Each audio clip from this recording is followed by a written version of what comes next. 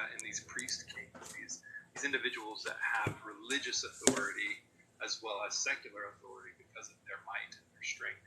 So we see that starts to develop as well. The fourth is an understanding of the purpose of humankind. Right? I use this kind of old-fashioned term, mankind. I should probably get that updated. There we go. So now that it's updated, we can kind of see the values of these individual cultures and societies, and how do they start to regulate living together? What rules do they start to embody, and what values do we see? And we'll see this through some examples of the enforcement of laws and who gets to impose those laws on society, and how do they become a uniform system that all in society can acknowledge and understand. The last thing that we see as a major idea that kind of dominates what's going on in these early communities is this shift from matriarchy, which is a value system in which the feminine, right, the women of the culture dominate the rule and order of society, to how does an individual or a male start to dominate society. Hey guys, how's it going? The rights of sex. I'm just prepping the CPT book for my students. And then I have a anthropology class going on in the background that I have to write a synopsis for. So just ignore that. Let's see. Why that kind of takes place, and why is that represented in the works of art that we're going to look at. Here we see a couple of early works, and I just want you to kind of highlight them and to kind of see these works from Mesopotamia. Early works of functional pottery. We have a more decorative piece that's on the right, and we see these more plain and almost more practical works. But if I were to look at these and to show these to you, I'd want you to draw a conclusion. So think, which of these pieces to you seems older? And think about it for a second. Is it the object that seems to be more practical and functional, which would be older, which might give us an indication that those cultures earlier on were purely focused on function, that they needed to create these objects for practical use? And then maybe much later, we start to see the development of more decorative works of art. And that's not always the case. So I don't want you to be confused and to see, oh, well, if I see something, if it's more decorative, it's probably more recent. The two works here, if we're looking at them side by side, the works on the left come from about 2100 to 2000 before the Common Era. And then the pottery on the right, which we've already seen before in your textbook, comes from the Ubaid Society, which is 4500 to 4000 before the Common Era, almost 2,000 some odd years before the works that we see on the left. So oftentimes we can see this kind of like the looks or appearance of things can be deceiving. So do your best to try to like kind of hold that back, right? Repress that idea that more advanced things are more decorative and going to be more elaborate as we see them. But that's not always the case. We briefly looked at writing systems, and in Mesopotamia we see the use of cuneiform writing, which is basically like this pointed nail, or what you would kind of see as a commonplace as like a pencil, and it would leave markings or grooves within a piece of clay, and this clay would be soft, and you're able to kind of write down ideas. Primarily this was used for commerce, for trade, and for agreements between two individuals that might agree upon moving certain goods and to kind of have a temporary record of those ideas. And the reason why they are more stone-like here is that they're hardened clay and that they've been fired, so they've been preserved, so they've been caught in a fire somewhere and they've been uncovered or unearthed. And this early form of writing kind of gives us a clue, an indication that these societies, although they are primarily looking at culture and understanding each other, are also valuing the importance of creating a monetary exchange system between these societies. And one way to do that, when we have lots of different cultures, lots of different societies, is not through a monetary system, it's not through coinage, but it's through contracts. It's by making negotiations and agreeing on terms and then trading those goods back and forth. And one way that you could use as a symbol and as a very artistic way of expressing your cultural identity is through the use of a cylinder seal. And these early works, these representations come to us from some early Mesopotamian cultures. Here during the Uruk period, we see the cylinder seal, which had the representations of these lions with these elongated necks and their tails and how they're kind of embracing each other. They're weaving societies, although they are primarily looking at culture and understanding each other, are also valuing the importance of creating a monetary exchange system between these societies. And one way to do that, when we have lots of different cultures, lots of different societies, is not through a monetary system, it's not through coinage, but it's through contracts. It's by making negotiations and agreeing upon terms and then trading those goods back and forth. And one way that you could use as a symbol and as a very artistic way of expressing your cultural identity is through the use of a cylinder seal. And these early works, these representations come to us from some early Mesopotamian cultures. Here during the Uruk period, we see the cylinder seal, which has the representations of these lions with these elongated necks and their tails and how they're kind of embracing each other. They're weaving in and out of one another. We also see the representation of these lion-headed eagles that are also kind of embodied. These symbols become representative of Mesopotamia. Not only are they fierce and monstrous creatures, they embody the ideal of power and strength. They're using symbols from the natural world, and they're imbuing upon them this kind of divine element to show we as a culture, we as a society can embrace these great creatures, and we can show them and show off who we are. Unilateral. Now, beyond just representing themselves in this kind of naturalistic way, we see human representation as well. Y'all can still ask questions. So I just have this video playing in the background. Hierarchy, and I just have it just to be going in subconsciously to make me feel like I'm doing my anthropology class. I've got to make a 3-sentence statement about the video, so it's not that big of a deal. I already have notes taken. I just want to listen to all of it just in case there's something I need to not miss, but I think I'm good. Is kind of represented as a lower figure, and we see this kind of hierarchy, this different appearance. SIS, sutures. Of hieratic scale. Gotta get good at looking at this. And an otomy means cut, so we're cutting in sutures. But it also represents other art forms as well, which shows that when a figure is represented as larger than the others, it shows them as important. We know the queen and the king here are seated figures, and if they were to stand, they would be represented as much taller, much larger than the serving figures. So we see that embodiment of art, that it's important to show figures of importance as larger than the other figures in the same space.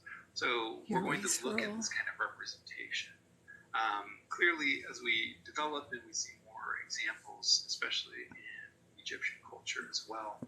But it's important to see these cylinder seals as objects which mark power, but also symbolic representation of culture.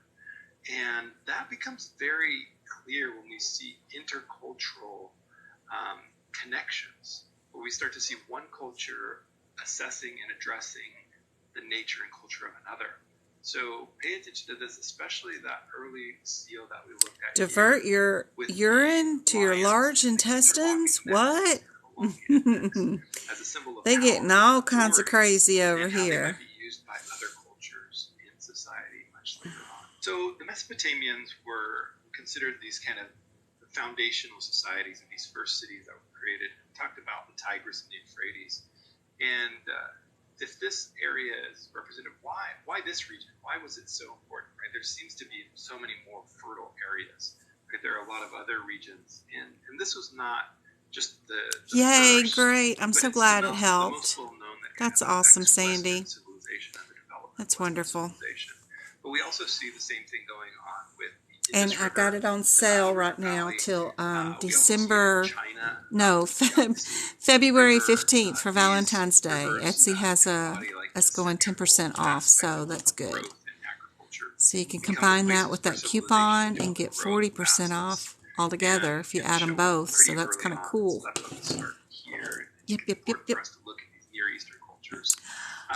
I am if you didn't have a chance to look at that short Jay video Weaver. I am prepping the CPT book, and for my mentees, the people that I mentor, to pass the medical coding certification exam.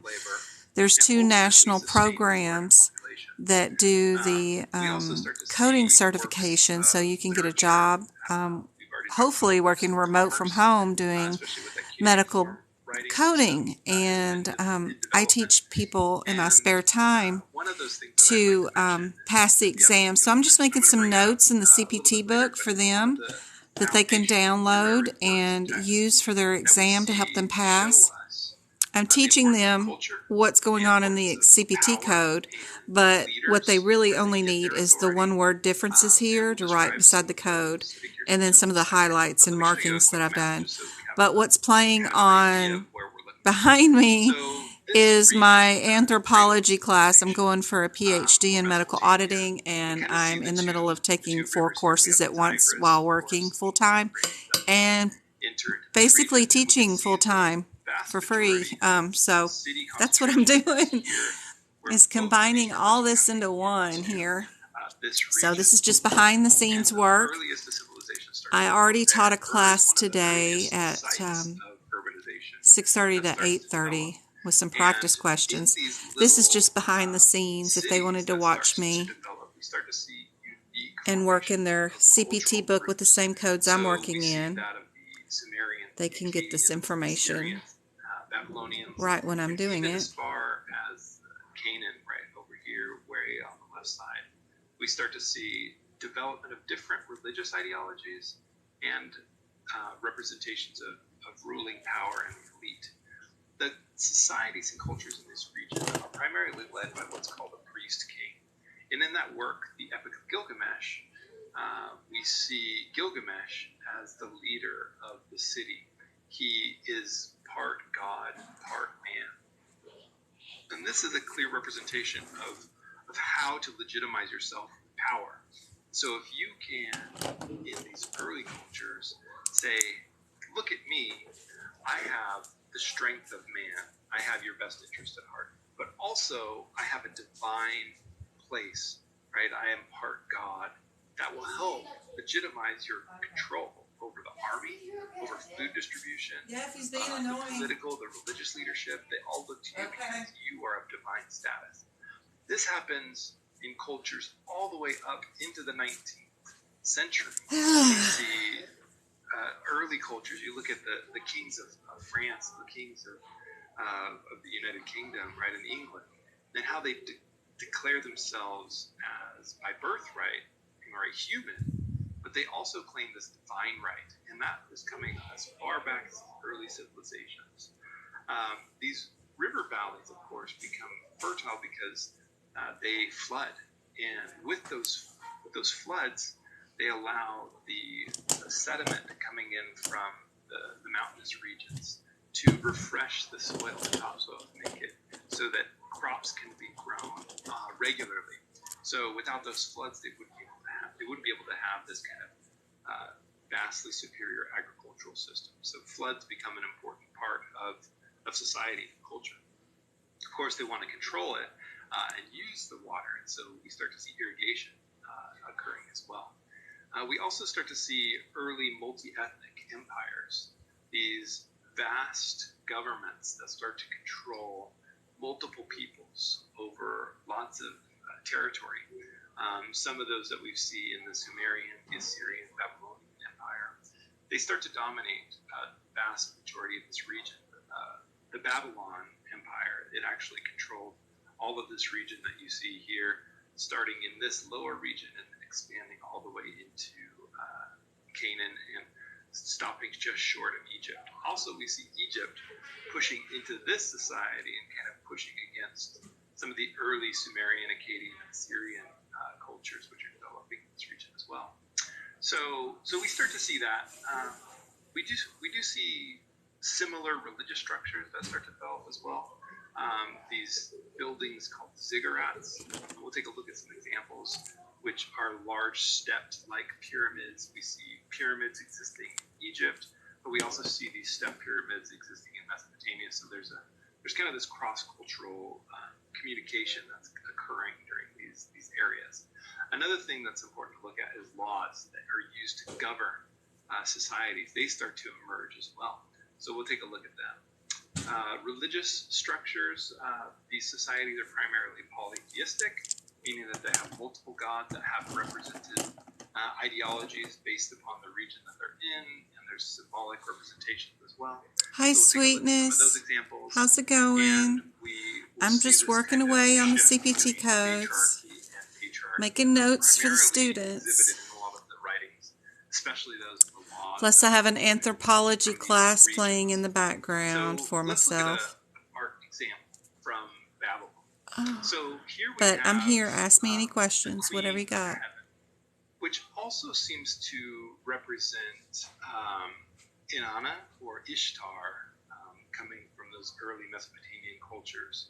And this is the Babylonian goddess of love and chaos, which I love that idea that there's this kind of binding force that is a balance, right? Love is kind of like this generous, all-giving, and then the chaos aspect that sometimes when left uncontrolled, it can create dynamic change and disorder and disarray.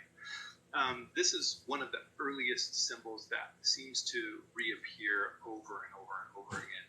In the story, the Epic of Gilgamesh, Previous operation. before, we see the goddess Ishtar, who is also similarly represented as the one who is concerned with the people, other individuals. Gilgamesh is out of control and out of power, and this kind of dynamic needs to be held within Uses check. a section of the intestines to place all or part of the to kind of bring duct that power passes check. urine So from we the see that kidneys to kind of the blood. representation of these feminine figures that have control and power over society as a remnant of that early matriarchal culture and matriarchal society.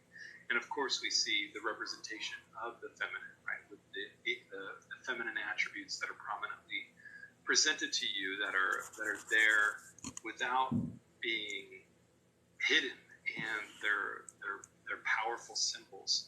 But we also see this kind of unnaturalistic kind of representation, which gives the symbols some symbols of power.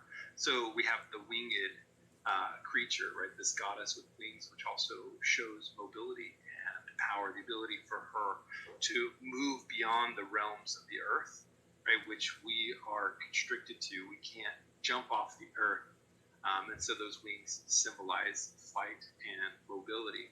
But we also see symbols of the planets, the divine realms within her hands. We see this kind of rod that is symbolic of her power, that she can move beyond these realms.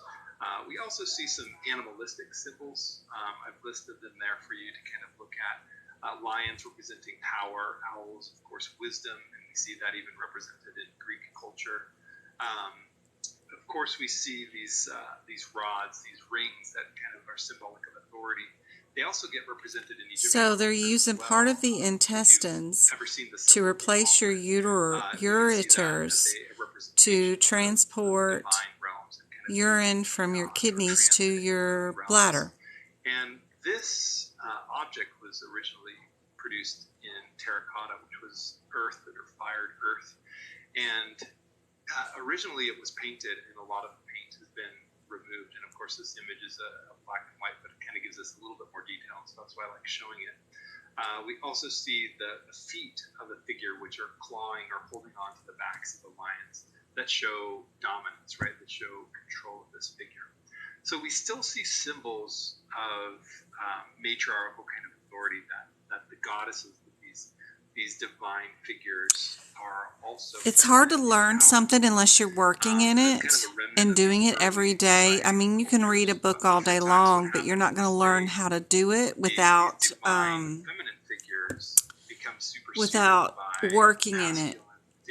I don't recommend a course. I recommend just passing the exam, the certification exam, and then learning on the job, because you're not going to learn 10,000 codes in any 8 weeks or 16-week course. And this is just one book. You have 3. And how to code each one. You're just not, it's not going to happen. There's no way. You have a lifetime to learn how to code. And you got to pass your certification. I recommended you get your CPC and then get your risk certification 2, the CRC. Get both of those. Will put you a step ahead of everybody else fighting for any medical coding job, because you can risk adjust and code. Most of the coding is done through the AHRs anyway, but you need to clean them up, add modifiers and things like that. But you will learn on the job, because they will have policies and procedures in place. And if you are fixing to bill for Miss Sally Jones, she's been there before. You can just bring up her last claim and claim like she was before. Or look up a claim that has this code in it and see how they billed it before. It's not rocket science. It's just numbers to names. That's all it is. And you can definitely learn, self-learn.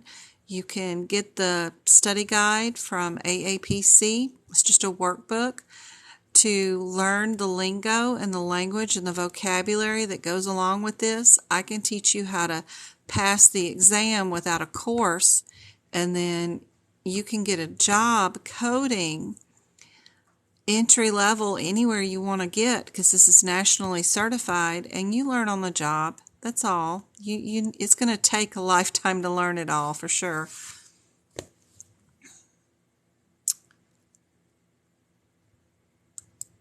Gods over time, and especially that within society, those who dominate tend to be men, and we will kind of look at what that shows here in a couple other images. I'd like to show an example of the great law. What happens is they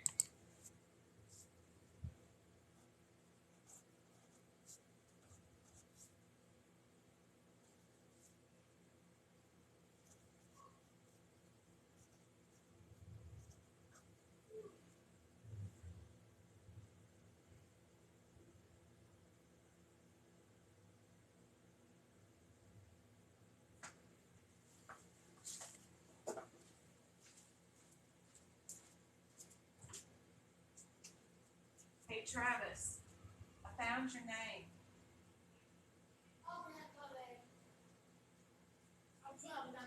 Oh, you're going to love it. Yeah. Oh, you're going to love it. It's Babylon's goddess of chaos and love. Her name's Iana. Iana?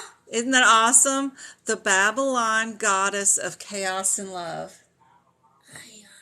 Chaos and love. That is you.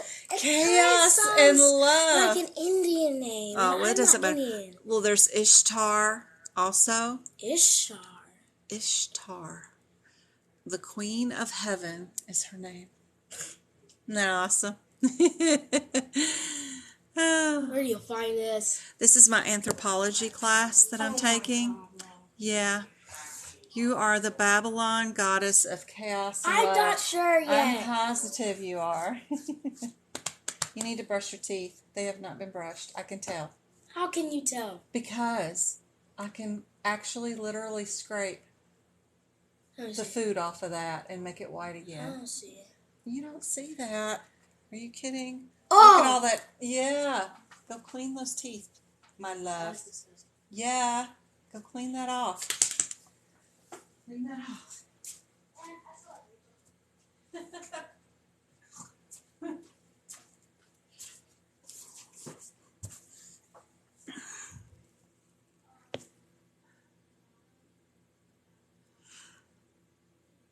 Risk adjustment is a different CPC exam, so it's another exam on top of that. You'll have 2 certifications. It's just where medicine is going now. Everybody wants to risk adjust their patients. And all you do in that test, it's only one book. It's open book, and it's just your diagnosis book. That's all. And all you are doing is assigning a risk based off a definite, and it's very different from coding where there's if this, if that, maybe this, maybe that. But every diagnosis is given a risk number. So if you have a lung transplant, you have a bigger number than just having diabetes, right? So the higher the number, the more risk that patient poses to your population for causing a financial drain on your system. So that is unfortunately where medicine is going to, and you want to keep yourself working as little as possible, but being in high demand. You know, my mother always said the higher up the ladder you went in administration, the less work you put out, the less work you did. You can work on the factory line and you're working and standing with barely a lunch break and packing boxes and working that factory line. Just crazy amount of work that you're having to do, but the more you go up into administration, up in the office, the less work you're having to do. And if you really wanted that stay-home job and want to work from home, you can actually get a job with Cigna, HealthNet, whatever, and do risk adjustments. And all it is presenting medical groups and doctors' offices with a list of patients that are their highest costly patients, recommending that they get them in, get them seen, so that they're not frequently going to the ER and utilizing resources. And the computer system generates these reports for you. They actually also do the risk adjusting for you. They do everything for you, but because you've got the certification, then they give you the job of print report for Dr. Jones, print, and then you email it to them, and then you call them a week later, Miss Sally Sue at Dr. So-and-so's office, did you get that report I sent over? How's it going? Do you need any resources? Should I send those patients a letter saying, please contact your doctor's office, or have you already called them all? Are they in the office? Did you get them seen? Those kind of things. That's all you do. It is so easy. Plus, you get to work from home. It's not that big of a deal, I promise. But anyway, that's my recommendation. But the first thing to do is to definitely get your CPC, get that under your belt, and then think about risk or something else. If you decide working claims is not your thing and you want to maybe switch over and work for the health plans and do something for them.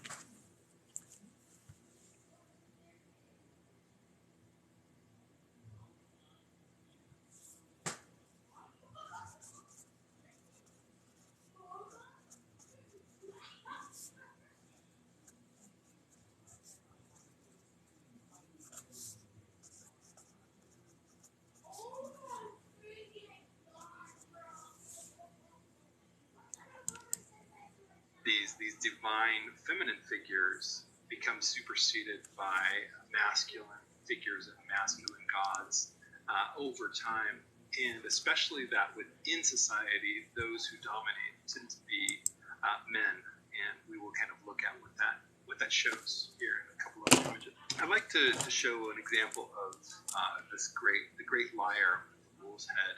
I keep mentioning the Epic of Gilgamesh, and you're probably like, oh my gosh, what is this book? Well, I would recommend you can use the appendix. Read from it. It's pretty old, but it's a good insight. It might kind of give you some insight into where some common themes of many ancient cultures and religions kind of have this uniform ideology. There's a representation of the Great Flood, which you can also see in other Christian works that are being represented, but also this kind of relationship with humanity and the gods and how we see mortality and immortality. So it shows representation of the divine realms, but also of the afterlife and what that looks like. So this to divert the urine. Wow. And this object has a wooden inlay, and a lyre is basically like a large harp. I'll show you another view of it here, and we can kind of see this large harp, which would be played, and the Epic of Gilgamesh would have originally been an oral tradition. It would have been told by some performer, and they would be most likely accompanied by a lyre. And on the front of it shows us this wooden inlay representation of elements from the Epic of Gilgamesh. So we see these kind of mythological figures. That's just a suture. We see all the way down, and we kind of see this transition of these stories that are being presented to us, to the very bottom where we have this almost divine-like representation of a Gilgamesh who's attempting to understand how to overcome his own mortality, but ultimately he fails. He gives up that opportunity. So we see these powerful images, which also look very similar to that of the pottery of Greek culture. When we start to look at some Greek pottery, we'll see those stories and those mythological figures, but mostly represented by naturalistic images in kind of humanistic or anthropomorphized representations. This next image is that of the head of Sargon, who was an Akkadian ruler. He was represented as this kind of divine king, and he was one of these that attempted to unify several city-states in Mesopotamia to create one of these early kind of multi-ethnic empires. But if you notice the damage from the eyes in these early cultures, oftentimes you would see representations that the eyes contained a sense of power and authority from these figures. And if you were a ruler and you retained your eyes in a work or an object, that would retain your power, your authority. So oftentimes, let me go log on to. Hey Kim, how's it going? It's good seeing you. I'm just working in the book right now. Let me go to Discord and see what I got going on. Sargon is just like Gilgamesh was, who represented himself as a divinely figure who had both authority on the earth in his kingdom, but as well as from the divine realm. So when you have this legitimization of your power, you can start to create laws. You can start to create social order to define what your society and your culture is going to look like. And that's why we start to see a transition of patriarchal authority, because once we have somebody in power, they can start dictating what are the rules and what are the social norms of that society. So when we get to social order and law, we start to see these figures, these priestly kings who identified and come out of this specialization of labor, the system of labor, and the priest king maintains his authority, becomes in charge of making the rules. And whenever power shifted, even if another priest king would come into play, they were able to continue to create divine law. And so oftentimes you see this dynamic system, these cultures that move from one to the next, because these laws are constantly changing. Because as we see a new figure take over, then they start to put down their laws. And it wasn't until they started to establish a written law that we were able to see a standardization that society could read from and have a structure, an order. It created a kind of legal foundation of the establishment of society. And oftentimes in these laws, we see a representation of women and how they're oftentimes considered property and inferior to men, and especially because of their roles in childbearing and keeping of the house. Right? They're in society, they were kind of pushed, repressed, because they weren't warriors, right? They weren't looking at or even established as figures who were had some sort of religious power. So the earliest examples of these laws come from Hammurabi's code. We'll look at the stele that has Hammurabi's laws depicted and why that becomes so important. But we also see in art this kind of subordination of women, this kind of shift to patriarchy in objects. Here we have a representation of a woman in the home. This is, of course, a woman of some report and some power. You can see the hieratic scale. She, in the center, is dominated by the servant who is fanning her. But this figure is spinning, right? Is creating textiles. Is taking care of the home. You can kind of see on the table there is a fish, which is symbolic of this kind of representation of bringing food into the home and taking care of it. So even in the early societies, we see representations in the art, in the literature, in the legal system that start to displace women, so that men can maintain and control society and order. So that's what we're starting to see in these kind of early Near Eastern cultures. The stele of Hammurabi is the next example, and there's lots of images that you can look up, but primarily this object, this 7-foot high stone, basically has not only a relief, a artistic representation at the top, but it also has the code or the law recorded on the object. And what's important with this object is that it's a physical object that can be placed at the center or at the town center where all people can see it. So that means all people are held accountable by it. The image on the top represents a conversation with God, with Shamash, the sun god, or god of justice, and with Hammurabi, who is receiving this law. So he's legitimizing this law because it's coming from a divine source. And you can probably see that in lots of different societies. There's always a legitimization of laws that come from divine source, and these are often called moralistic codes. So when you have something that's justified by the divine or by religion, it's oftentimes considered moralistic.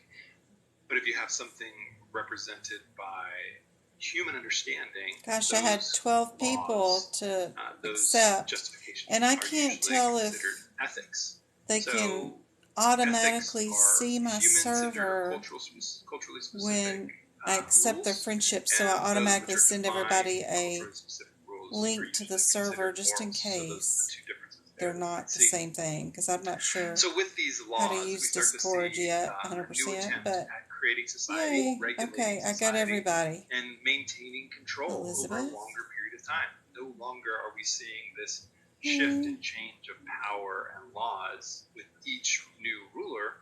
Now we see a dominant force, and the next leader can use those laws for their power and their authority.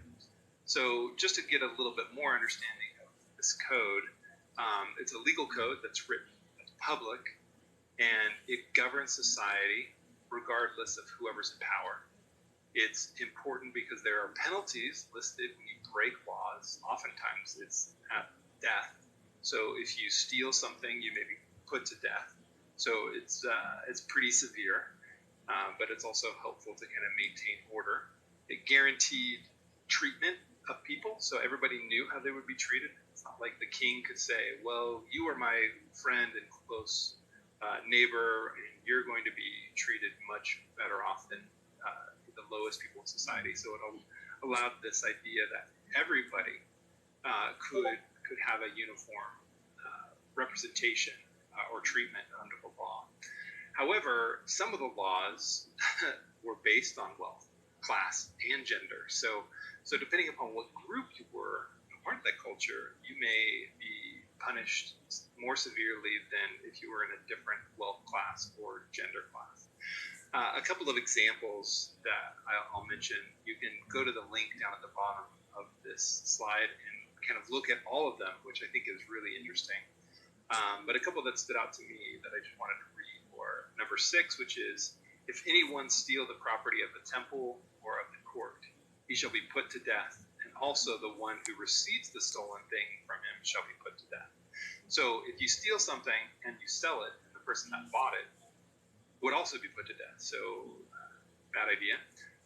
The number 22 is, if anyone is committing a robbery and is caught, then he shall be put to death. So you can see how the importance of property value becomes in societies. Many of them address the dynamics of the marriage relationship between husband and wife, oftentimes the wife being conscribed to her value in her dowry, or the value that she brings with her into the relationship. There are rules for divorce in society, which are kind of interesting. It's much more difficult for a woman to obtain a divorce than it is a man. And okay, I think Discord is up to date, but good God, I got a lot of so the next Facebook thing that messages. I think we need to look at, apart from like society, how it's structured, is kind of the religious for an interview tomorrow. Structures that are powerful symbols of religiosity in these cultures, and they are symbolic in the Ziggurat. So here's a kind of pictorial representation. But these temple structures basically are physically lifting the people up into the heavens, right? They're moving them beyond the earth, and just like the mountains do, are bringing them closer. And oftentimes they're topped with these temple sites. And in these temple sites, that's where they would have their kind of ritualistic objects. Primarily would be votive offerings or little figures that represent individuals who would be praying to the gods for insight or to the divine. At the Nana Ziggurat here in Ur, one of the earliest civilizations, we can see that lower layer, and we see the stair kind of representation as it's moving up to that divine temple. And these terraced platforms are also symbolic of that, which we can see represented in Egypt. Now, we don't know primarily the function. We do know that they are typically facaded with stone, but the vast majority of the temple is actually constructed out of mounded earth, where you just put earth and dirt and things together to give it that structure, and then you put a facade of stone around it, right, or this brick that would be at the forefront to kind of give it some definition, to make it look as if it were all made out of stone. These ziggurats are symbolic, and you can see them depicted in lots of different religious traditions. In Judaism and or Christianity, we see this kind of represented as the ziggurat, where we see the Tower of Babel, which is kind of this representation of a tower that's ascending into the heavens. We see that also in Babylonia. Similar ziggurats, which kind of have this kind of symbolic move towards the heavens. Here's another example of a ziggurat that we have that's somewhat well-ish preserved. It's quite a challenge. These regions are very difficult because of the climate, as well as the political and the war climate.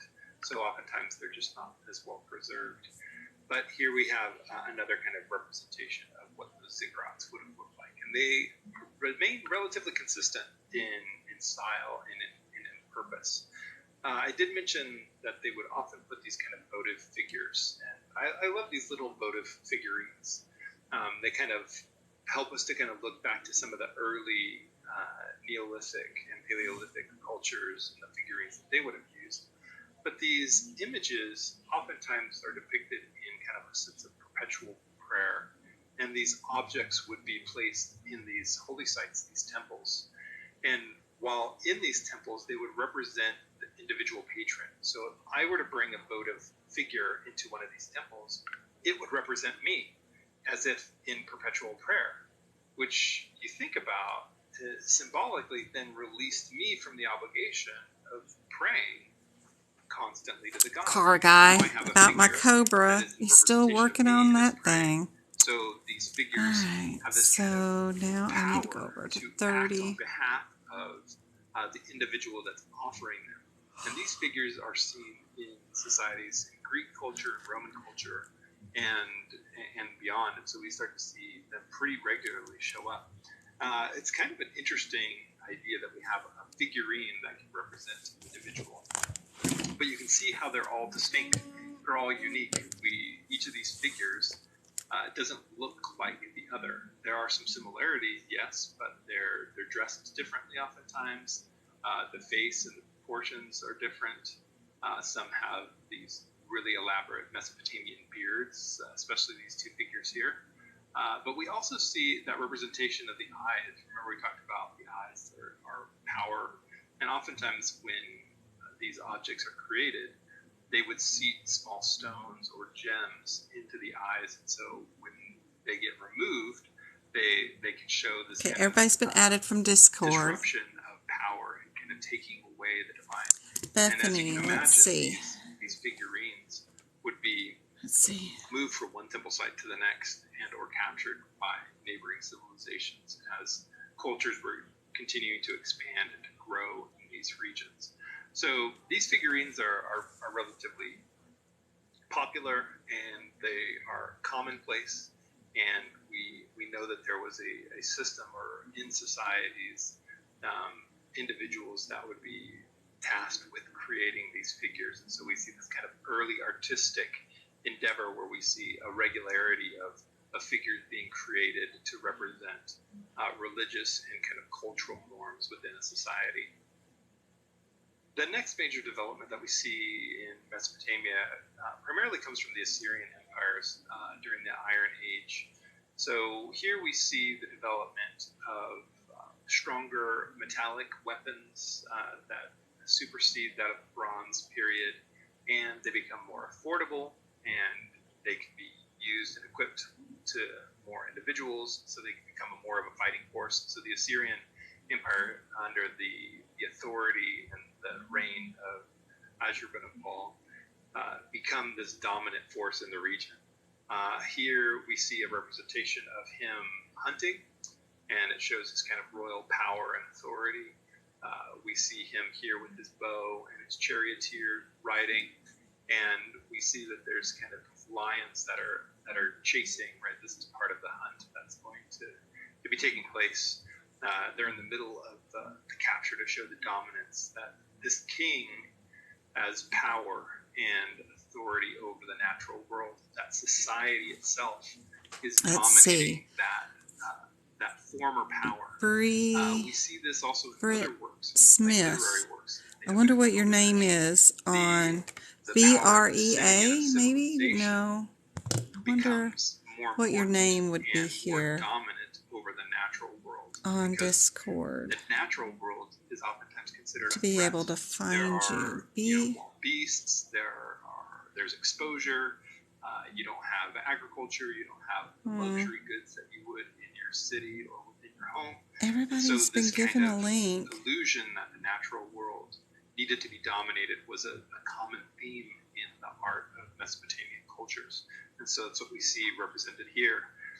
We can also see that after these events or after war, that other things, that depictions of peace and prosperity were also important. So when we look at this garden scene where we see the king and his wife, of course, the king now we see being represented as higher than, is elevated up in this image than the queen, and then of course the servants, who are all much smaller and lowered, representing. We see a lyre and people that are playing and performing music. We have individuals that are fanning the king. We see the importance of power and authority and being elevated up on your throne, and your station is important. So we've seen now this kind of shift in imagery that feminine and womanly figures who oftentimes held great positions of power, which they still in many ways do, are oftentimes now subverted, and they're shown in a way that shows them as lower or less than their male counterparts. And that's something in society that we continue to see and to deal with. until we start to see some of the more modern arts and shifts in views and representations of the feminine figure. So we see these kind of images where it's representing culture and ideals, those who are ruling. So we see art in these regions dominated by figures that represent the divine, that represent the everyday or the ruler who has the power, or the laws, which kind of show this kind of societal structure. We also see in Mesopotamia the erection of these very large figures that act as gateways to the palaces and or cities. And they bring a couple of interesting dynamics in art. The first thing is that they have human heads and the bodies of mythical beasts, right? So now we're getting into a symbolic representation of who the figure is. And this is the head of basically the ruler of the city or the town. And it's supposed to show and to ward off those who would consider is that the name? VREA? I'm just covering up the picture because I don't know if you want that shown. But I sent the link right after I accepted the friendship. If that's the name on, I'm sorry about the ceiling fan, VREA, if that's the name on, or maybe not, because that's a D. Where is Bree? There's Bree. Ooh, I think I found you finally. Oh my lord. Clipboard. Where are you at? There we go. It's basically early propaganda. Got my D's and B's mixed up. Symbolic representation of a ruler, and it says "stay out." And as you pass by these figures, it says joined. I don't know why. Opening, right? This is 13, almost 14 feet tall. Oops. And it shows this kind of domination that if you're not intimidated by this, then as you pass by the legs, that one right there. So I just sent it. So hopefully, maybe that'll work. If you look between the legs, you can see there's writing.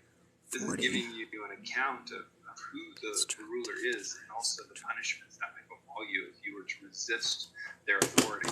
So that's a really interesting way to show. But we also get a sense of perspective too. So now in their arts, we're not just seeing symbolic representation of figures and the divine, but we're now starting to see representations of perspective. So if you were to look at this as we are from the side, if we were looking at it completely from the side, we would only see the four legs of the bull. So we would see this leg here, these two legs here, and that would be our side perspective. But if we're coming into the city and we're looking at it from the front, we would see as if this bull was not moving, but it was standing firm. So its authority would be firm and strong and kind of intimidating with its two legs. So we actually see 5 legs represented here. Now, they didn't see them as animals with 5 legs, clearly. So they're showing a sense of depth. Got it good. Yay. You can look at this from different Where do you have all the modifiers list in the book? HipPix book. You have to have the HipPix book.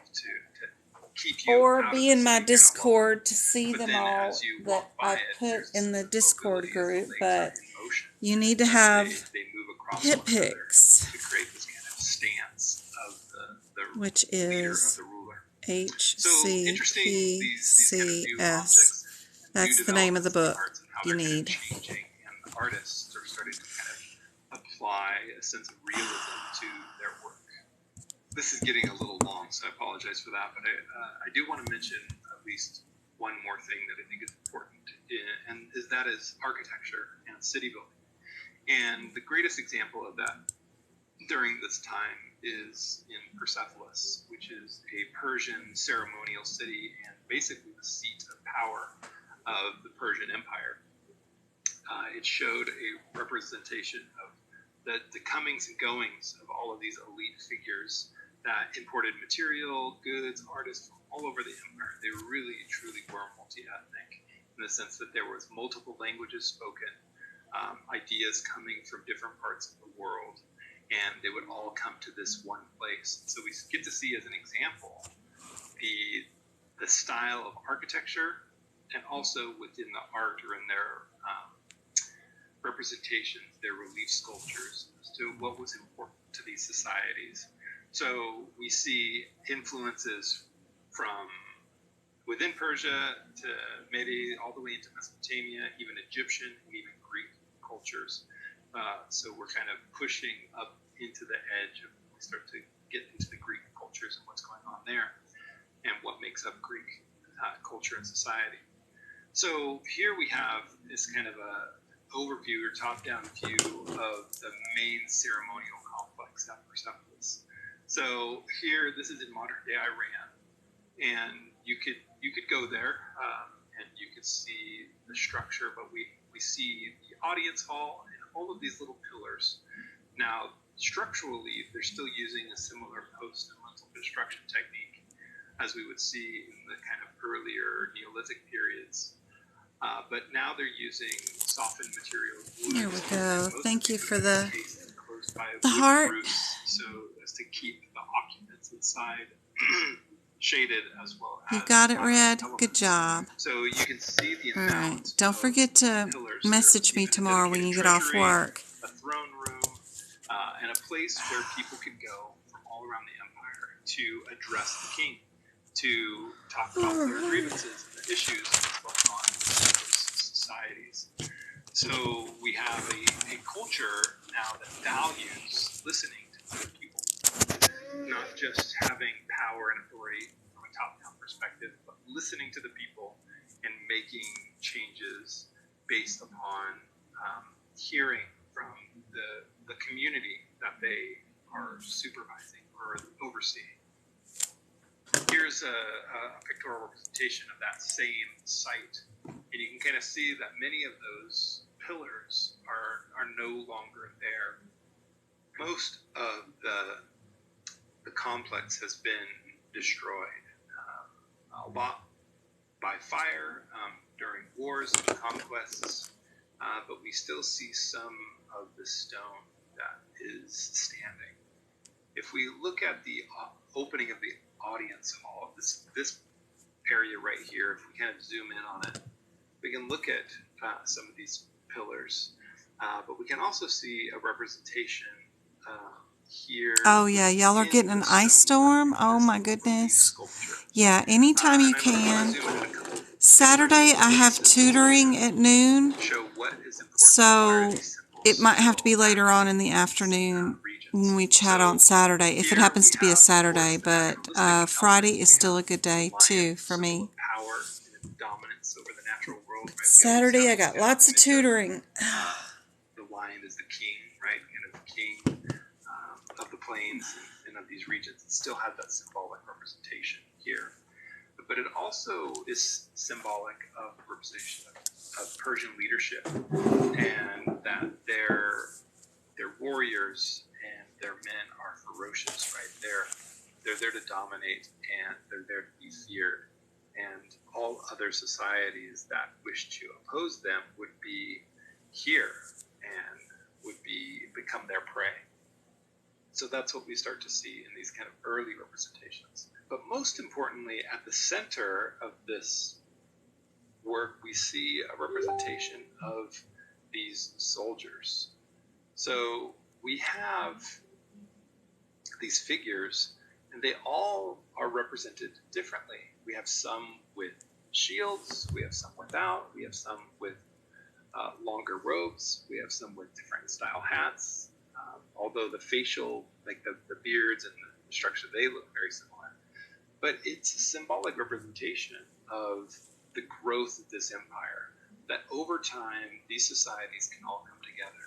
And the Persian Empire is supposed to mark this kind of multi-ethnic empire, that all people are welcomed and actually can appreciate the stability that's generated from this empire. So the different clothing, the different styles, they show that these people are coming from all over the world, all over the empire, and they have a solidarity together. And we see this depicted clearly in their artwork. And they want to use this as a piece to show others that come to this audience hall that we are united, that we symbolically are different, that we have different styles of dress, act many different ways, but we are all unified under this ideal of the empire. So those are the main kind of ideas as you look through the chapters in this week's reading and look at the art objects. I want you to think about those major themes, right? Of the gods, and how are the gods represented, and how are they symbolically shown? How are rulers represented? What do they show within their individual societies? And then how is social order, and what does that exist, and how does that change over time in these kind of early Near Eastern cultures and societies? Now, I apologize that we didn't see a ton of different examples. Try not to overwhelm you in these lectures, but I just want to give you the idea of the main themes that you should be looking at when looking at their art. But hopefully the examples I did show to you are representative of what you're going to be seeing. You can use those tools to interpret other works throughout this next coming week.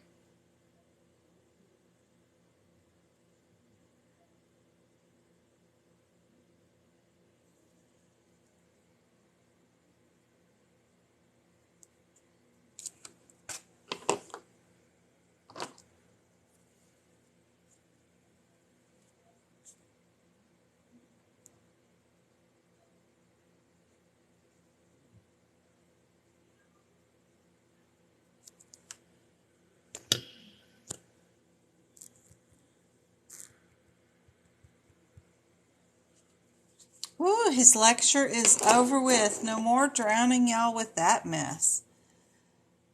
Whew, I'm not going to be tired of his class anytime soon. So my question that I have to answer based off that video is, what is the primary function of Mesopotamian art? What does it tell us about their culture?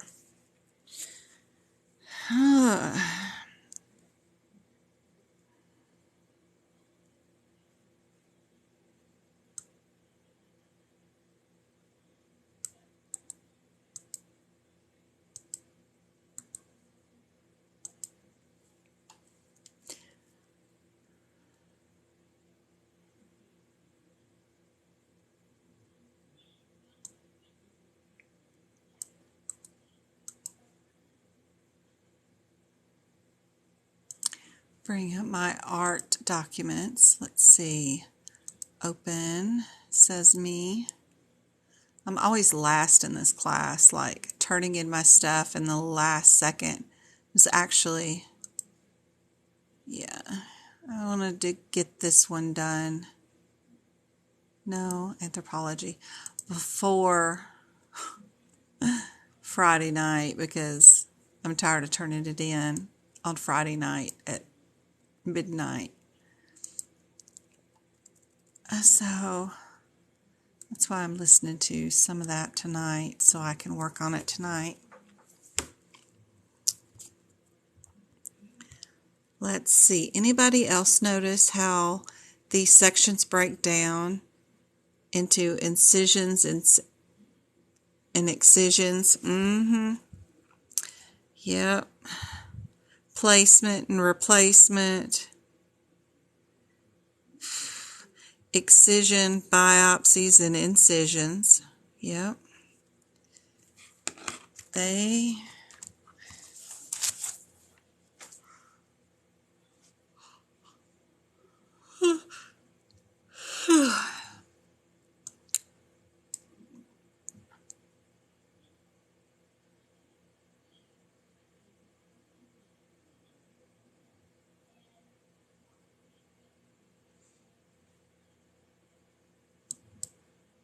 So I need, where is that thing? I hate using it.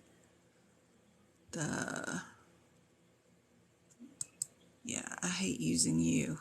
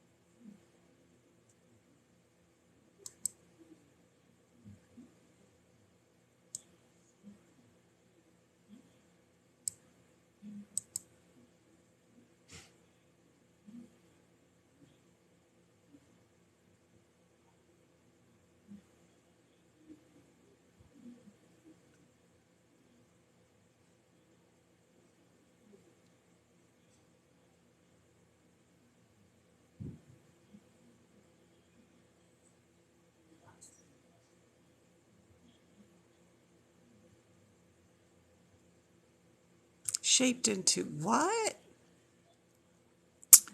That makes no sense.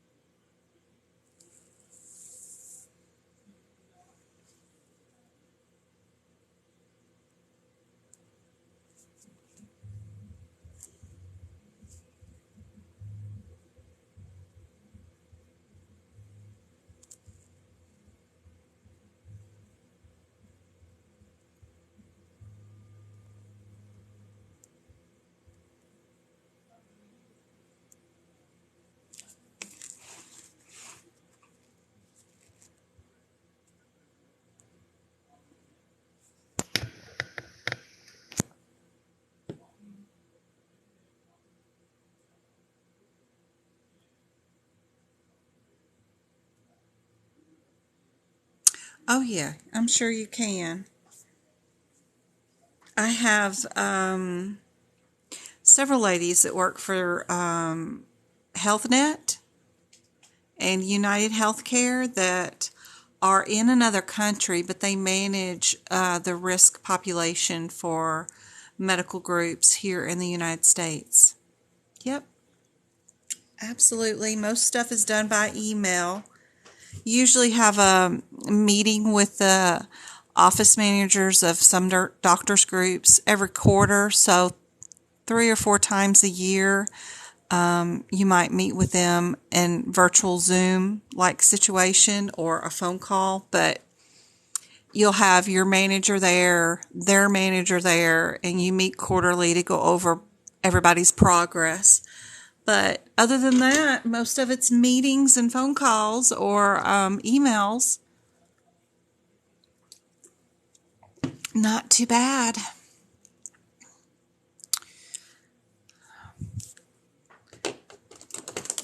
COVID really did make the medical system very feasible to have a laptop and can travel and keep your job for sure.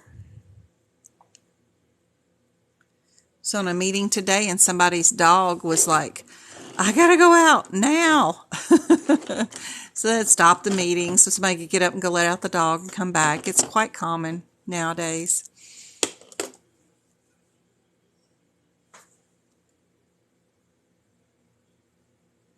Heck, I was on the phone with somebody with Amazon because I never got an item. It just kept saying in transit, and it never did get say delivery.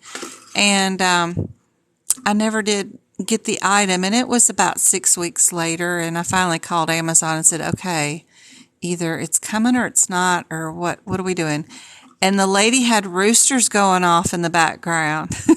She straight up roosters, just a howling.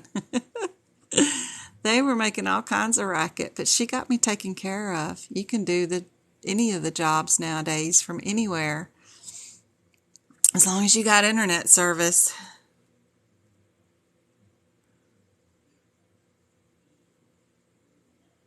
Yep. That's right, Kim. Anywhere in the world. Let's all move to Bali and, buy an island out there, and we just get really good Wi-Fi and solar panels, and that's about all we need.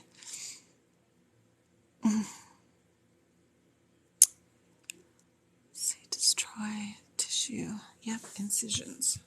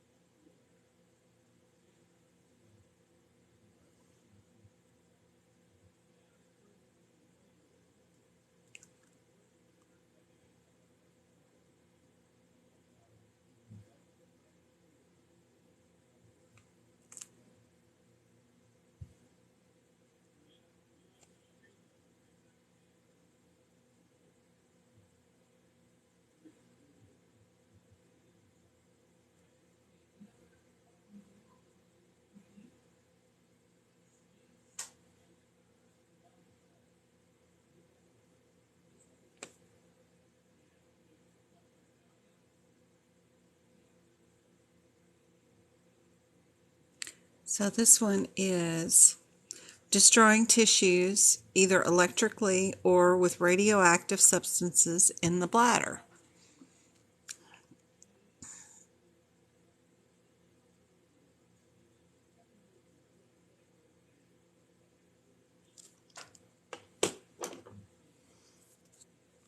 Cryo is freezing.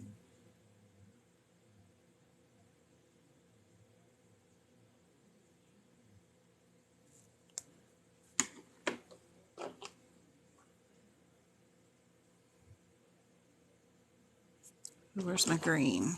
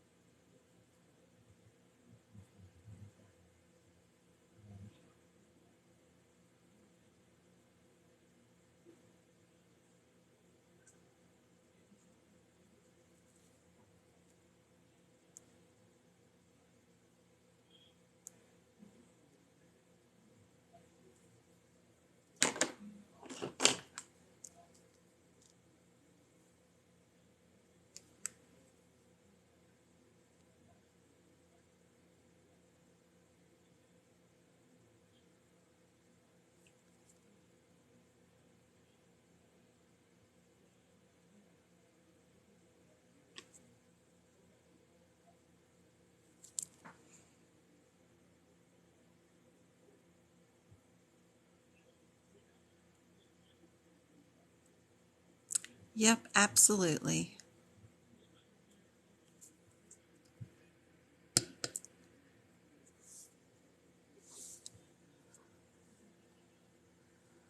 Uh,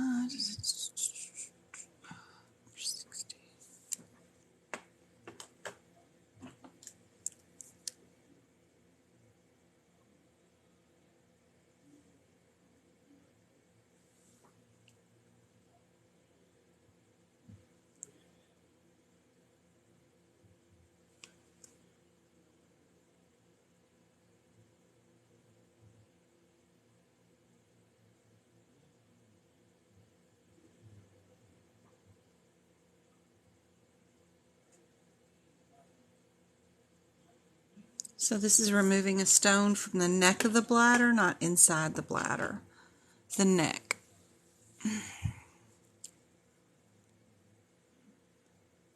So this is using a stone basket removal thing. They're just going to remove a whole bunch of stones.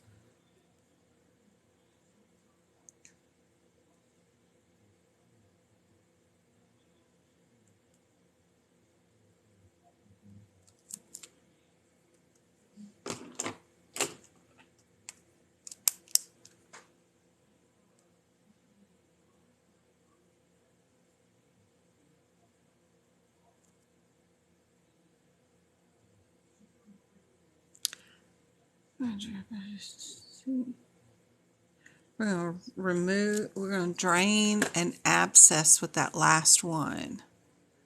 Right there. Drain an abscess.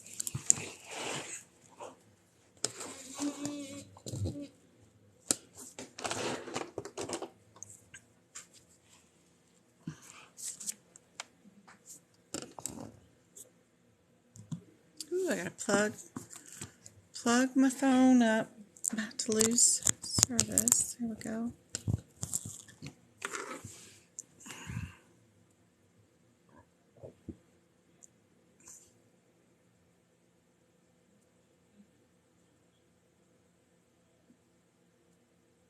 Because it's transvessel, TRANVESICAL, urolipotomy.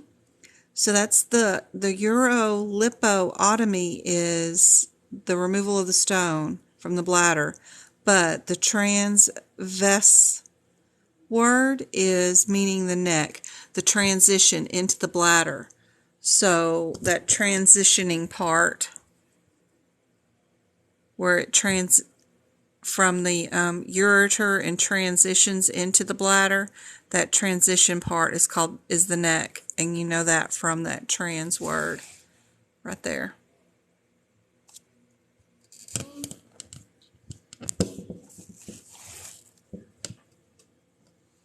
Slight word variations. It gets crazy, huh? This is just to withdraw. Oh, Lord. I'm got to come up just a little bit. I can't get my pen underneath here. Withdraw fluid. All right.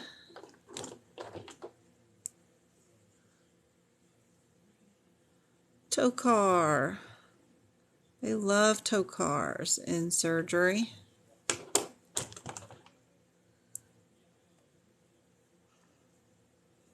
This is called a suprapubic cath. Just goes straight through the skin, straight into the bladder, and just drains it straight out of there. Instead of up through the urethra or, it just goes straight through the top of your lower stomach pelvic region. You just stick it straight through there. It's crazy.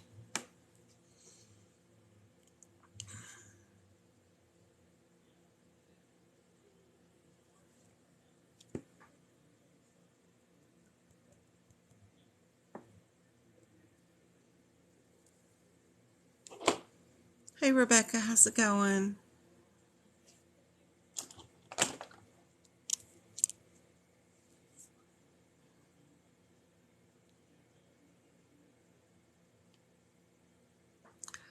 Development, what time is it? 9, 10, 11. I think okay. 15 more minutes and then I gotta go because I gotta stop the live every 2 hours or it's too hard to download and post up on TikTok, which I will be doing. I had 3 lives today, so they'll all be going up on YouTube for tomorrow.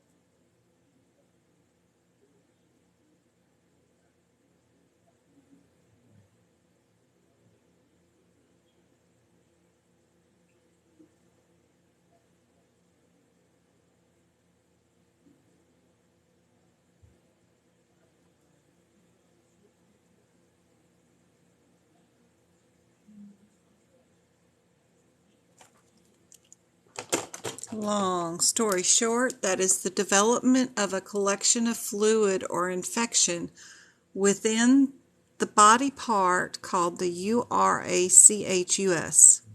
Don't ask me. I don't know how you pronounce it.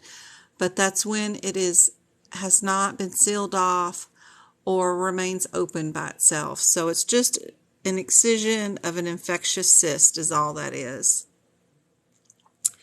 And then the 20 is the bladder neck. Again, bladder neck. It actually says neck in it for you this time, which is nice.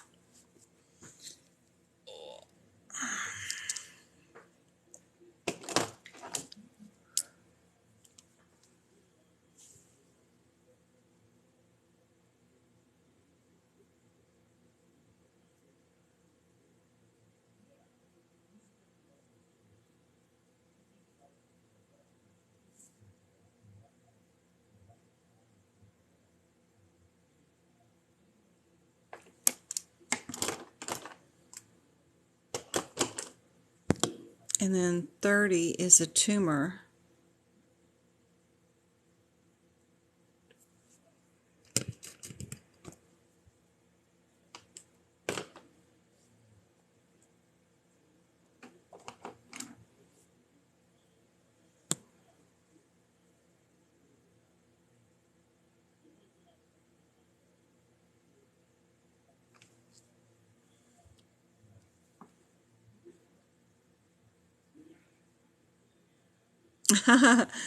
I will. Thank you. I will. All I got to write is a couple of sentences, and I've almost got it done. So far, I've got a majority of Mesopotamian sculptures were made for religious and political reasons. Common materials like clay, metal, and stone were fashioned into sculptures. I have the Uric period marked a development of rich narrative, imaginary, and increasingly lifelike human figures. So animal-like. I need to put imaginary, animalistic, something, and lifelikeness of human figures, something around there. But that's all. And then I've got one more sentence to write after that. I've got 2 almost completed, so they only need 3 sentences. That's not too bad. But yeah, I'll get plenty of rest. I cut this off at 11 tonight, and then I'll still have another hour before bedtime to finish my 3 sentences up and get some rest. Go make a run through the kitchen and make sure it's cleaned up. And laundry started for tonight, for tomorrow, and start the dishwasher. I'll be good. Thank you for asking. Tomorrow's Thursday. I don't think I have any tutoring scheduled, so I will still go live tomorrow and do more book work off and on in between work obligations and answering people's questions.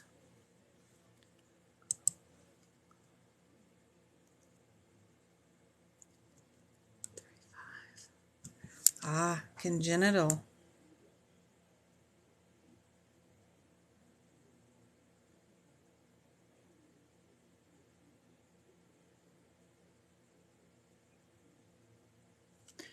Born with abnormalities. Yep.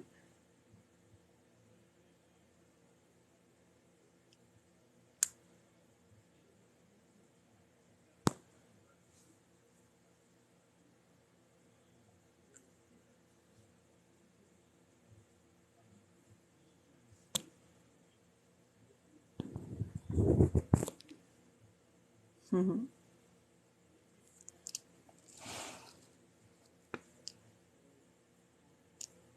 Thank you for the hearts. So on 51555. Just be sure you know no modifier. Let me do it in red. 21. We can't do that one ever on this code, and they don't really let us know. No 22 mod. So that's the handy part about my notes, is you learn a few things that you'll never learn any other way. So this one is partial. And only because I've been in medicine so long and have done some of these things.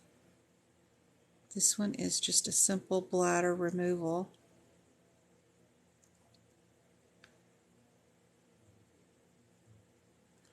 All right. All right, all right, all right. And then this one is a complete.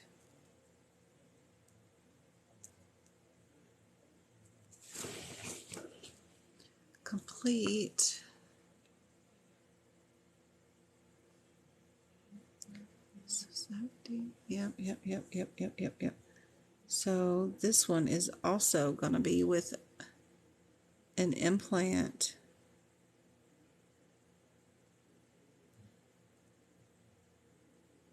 of ureters.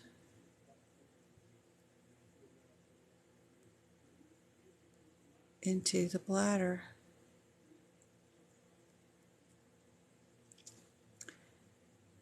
And this one's bilateral. Yep. I already had that. It also is with removal of lymph.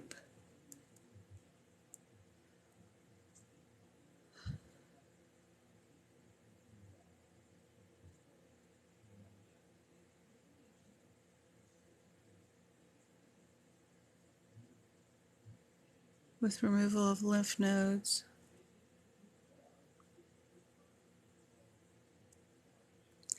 Pelvic region.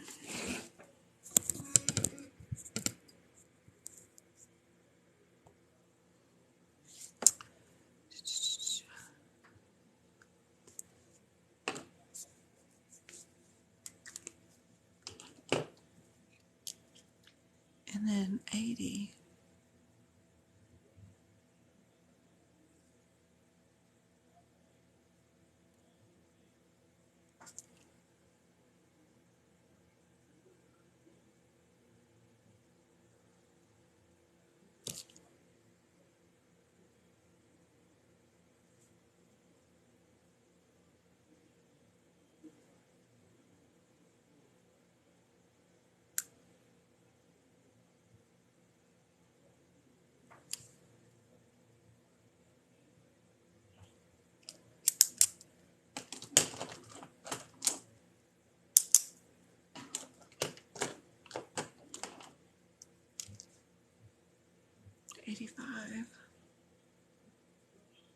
Okay.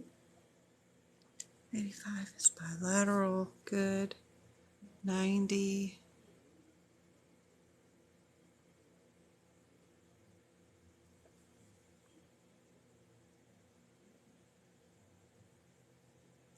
This one diverts urine from the ureters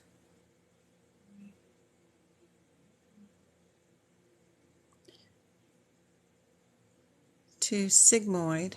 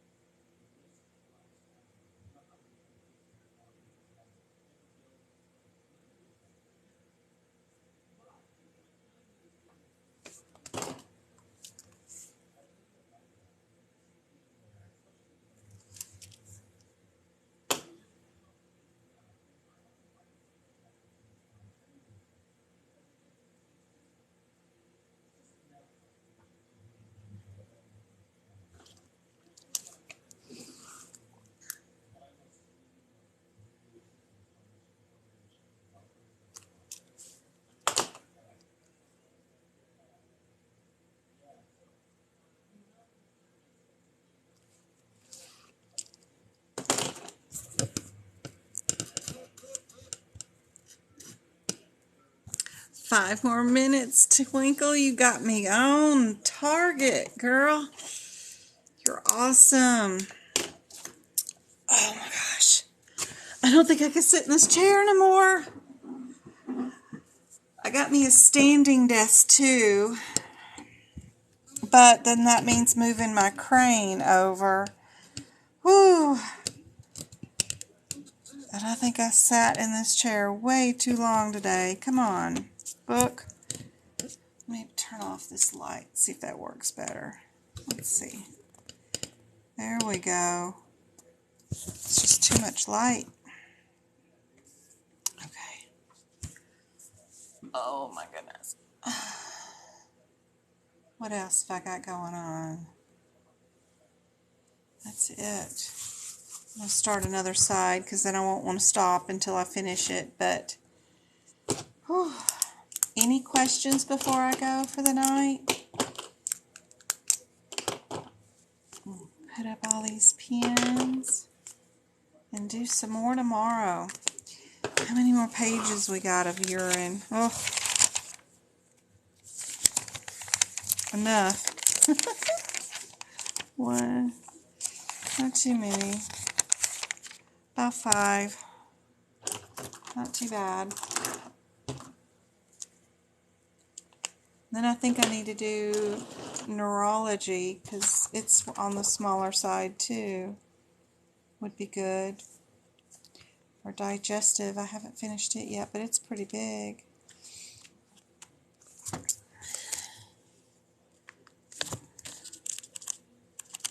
Yep, I did all those little ones. Need to do neuro maybe. Yep.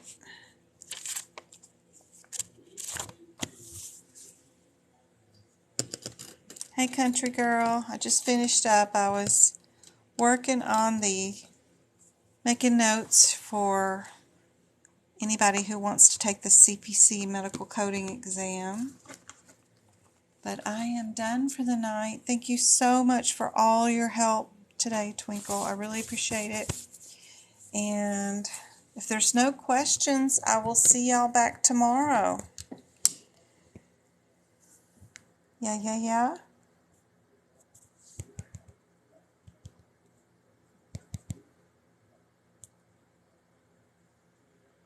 All right. Happy Thursday, guys. Y'all have sweet dreams. See you tomorrow.